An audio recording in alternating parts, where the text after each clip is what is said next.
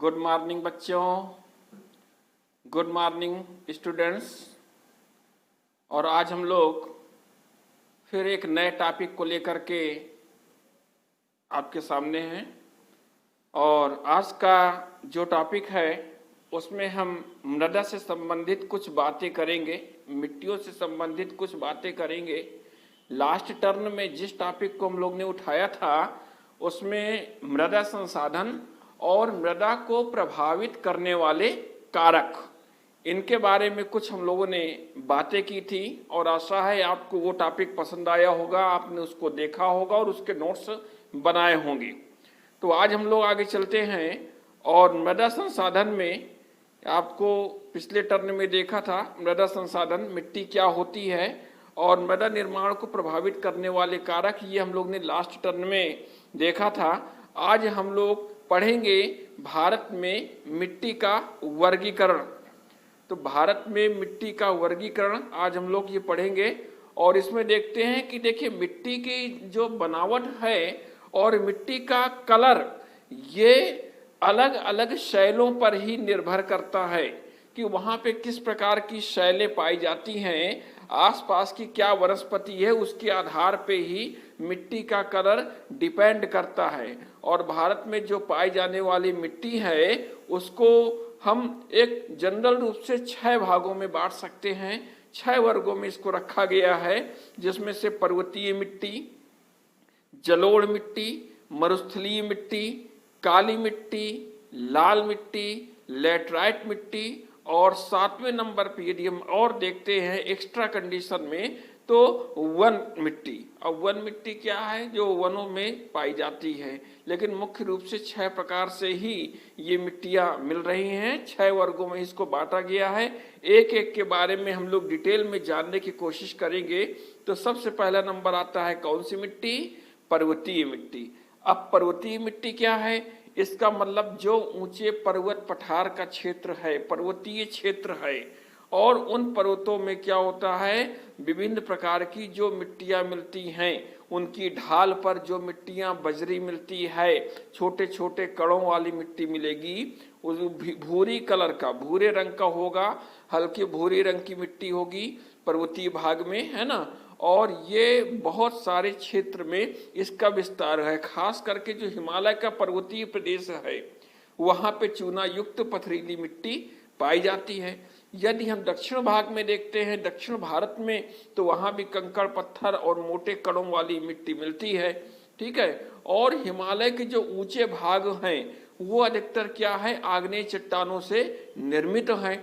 तो ऐसे क्षेत्रों में जो मिट्टी मिलेगी वो मिट्टी कुछ उपजाऊ होगी, ज़्यादा उपजाऊ होगी। और वो चाय की खेती, फलों की खेती, मेवे वगैरह की, और यदि सिंचाई की सुविधा मिल गई तो गेहूं चावल की पैदावार भी उसमें हो जाएगी।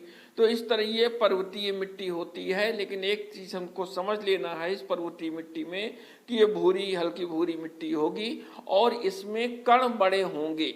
उसमें जो शैल के कण होंगे, मिट्टी के कण होंगे, वो बड़े होंगे, रंध्रयुक्त होगी, चूना युक्त मिट्टी होगी, चूने का जमाव होगा। जब दूसरी कैटेगरी हम देखते हैं तो ये जलोढ़ मिट्टी में आती है। अब ये जलोढ़ मिट्टी क्या है भाई?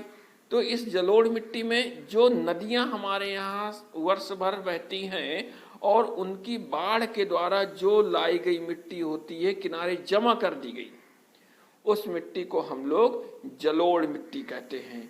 अब उस जलोढ़ मिट्टी में भी 2 प्रकार की होती है। एक नवीन जलोढ़ होती है और एक पुरातन जलोढ़ मिट्टी होती है। और नवीन जलोढ़ मिट्टी उपजाऊ होती है क्योंकि प्रतिवर्ष जब नदियों में बाढ़ आती है तो उससे क्या होता है, नदी के साथ आसपास के कटाव से जो मटमैला पानी आता है, मिट्टी घुल करके आ रही है, वो किनारों में जमा हो जाती है और वो बाढ़ के मैदान बन जाते हैं और उससे वो उपजाऊ क्षेत्र बन जाएगा, है ना। और ज़्यादा उपजाऊ क्षेत्र है ये जो है भारत में लगभग 7.5 लाख वर्ग किलोमीटर क्षेत्र में ये जलोढ़ मिट्टी फैली हुई है। अब ये क्या होता है कि इसमें चूंकि जीवांश युक्त उर्वरक बढ़िया उपजाऊ मिट्टी होती है और इसको हम कांप मिट्टी भी कह सकते हैं, कछारी मिट्टी भी इसको हम कहते हैं। और गंगा, यमुना और सतलज जो नदियां हैं, बड़ी नदियां हैं, वहाँ पे जलोढ़ मिट्टी पूर्वी तटीय मैदानों में होती हैं। इसके अलावा महानदी, गोदावरी नदी, कृष्णा नदी, कावेरी नदी है। इसका जो डेल्टा क्षेत्र है, इस डेल्टा क्षेत्र में भी जलोढ़ मिट्टी पाई जाती है और नवीन जलोढ़ का विस्तार पाया जाता है, नवीन जलोढ़ मिट्टी। दूसरी तरफ और हम आगे इसका विस्तार पढ़ते हैं तो इस जलोढ़ मिट्टी में जिन भागों में बाढ़ का जल नहीं पहुंच पाता, अभी हमने दो प्रकार की जलोढ़ की बात की थी आपसे, एक नवीन जलोढ़ और दूसरा पुरातन जलोढ़। तो जब प्रतिवर्ष बाढ़ का पानी नदियों में आता है और वो किनारे किनारे काफी क्षेत्र में पहुंचता है और फिर जब बाढ़ सिमटती है तो जो भी मिट्टी का जमाव होता है प्रतिवर्ष, वो नवीन जलोढ़ मिट्टी होती है वो, ठीक है। और इसको हम जिन भागों में जल नहीं पहुंच पाता, इसका मतलब कभी नदियों में बाढ़ आई थी काफी समय पहले, लेकिन कुछ समय के बाद नदियों में बाढ़ आनी उस क्षेत्र में नहीं हुई और इसमें क्या हो गया कि वहाँ पे नदियों में बाढ़ नहीं आई, पानी जो है मिट्टी का जमाव नहीं हो पाया। तो पुरानी मिट्टी है ना, कई साल पुरानी मिट्टी वो जमा है, उसके ऊपर नया जमाव नहीं हुआ है, तो पुरानी जलोढ़ मिट्टी हो गई, तो उसको बांगर मिट्टी कहते हैं, ठीक है। तो अब जो है दो प्रकार की मिट्टी बन गई। नदियों के जिन भाग में नई मिट्टी बिछा दी गई उस भाग को, उस मिट्टी को खादर मिट्टी कहेंगे, और जिस भाग में नवीन मिट्टी जमा है उसको हम, इसका डिटेल आप देख लीजिए कि जिन भागों में जो है नदियों द्वारा नई मिट्टी जमा कर दी गई उसको खादर मिट्टी कहेंगे, और जहां पुरानी मिट्टी जमा है उसको हम बांगर मिट्टी कहेंगे।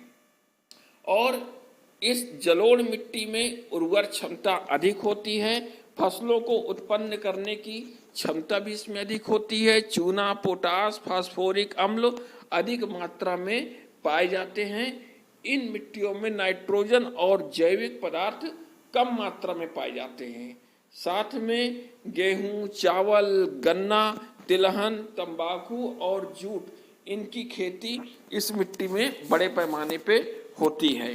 ठीक इसके बाद और आगे हम लोग थोड़ा सा पढ़ते हैं और अगली मिट्टी की चर्चा करते हैं। और अगली मिट्टी कौन सी है हमारे पास? मरुस्थलीय मिट्टी। अगली मिट्टी मरुस्थलीय मिट्टी है। और मरुस्थलीय मिट्टी कहाँ होगी? मरुस्थल क्षेत्र में, जहाँ रेतीला क्षेत्र होगा, बलुई क्षेत्र होगा, है ना। और भारत में मरुस्थलीय क्षेत्र कहाँ है? थार का मरुस्थल, उसके आसपास जो क्षेत्र हैं बलुई मिट्टी, एक तरह से हम कह सकते हैं इसको, इसके कण बड़े होते हैं और स्थानीय भाषा में इस मिट्टी को और भी नाम से बोलते हैं, कल्लड़, ऊसर, थूर, राकड़, इन नामों से पुकारा जाता है इस मरुस्थलीय मिट्टी की। अब इसकी विशेषता क्या होती है? क्षारीय और लवण युक्त तत्वों में ये मिलती है। तत्व इसमें ज्यादा मात्रा में मिले होते हैं, साल्ट इसमें ज्यादा मिले होते हैं। जल ग्रहण करने की क्षमता नहीं होती। आप देखिए कहीं पे यदि बालू का हम ढेर लगा देते हैं और उसमें हम ऊपर से जल डालते हैं, पानी डालते हैं, तो पानी तुरंत जो है नीचे से वो बह जाता है, ठीक है। तो जल ग्रहण करने की क्षमता इनमें नहीं होती है। जीवांश का भी इसमें अभाव होता है और इसमें मिट्टी के कण असंगठित नहीं होती। वायु उसको एक स्थान से दूसरे स्थान तक उड़ा करके ले जाती है। अक्सर देखा होगा रेगिस्तानों में बालू के स्तूप बन जाते हैं, है ना, बालू के ढेर बन जाते हैं। दूसरे दिन जब तेज गति से हवा चलती है तो वो सभी बालू के जो ढेर है वो उड़ करके दूसरी जगह पहुंच जाते हैं, ठीक। और इसमें वायु और प्रकाश का प्रवेश भी आसानी से हो जाता है। इस मिट्टी में उपजाऊ क्षमता कम होती है। अब क्या क्या चीजें इसमें हो सकती हैं? यदि सिंचाई की सुविधा प्रदान की जाए तो क्या क्या चीजें इसमें हो सकती हैं? इसमें इन मिट्टियों में ज्वार, बाजरा, मूंगफली, उड़द और आदि फसलों की खेती की जाती है। और किन क्षेत्रों में मिलती है? राजस्थान, गुजरात, दक्षिणी पंजाब, दक्षिणी पश्चिमी हरियाणा में, इन क्षेत्रों में मिलती है। तो इस प्रकार हम लोगों को कितनी मिट्टी मिली? एक हम लोग ने मिट्टी अभी पढ़ी थी, कौन सी मिट्टी? पर्वतीय मिट्टी। दूसरी मिट्टी कौन सी पढ़ी थी? जलोढ़ मिट्टी। और तीसरी मिट्टी हम लोग ने कौन सी पढ़ी है, मरुस्थलीय मिट्टी। तो आज हम लोग इन तीन मिट्टियों के डिटेल के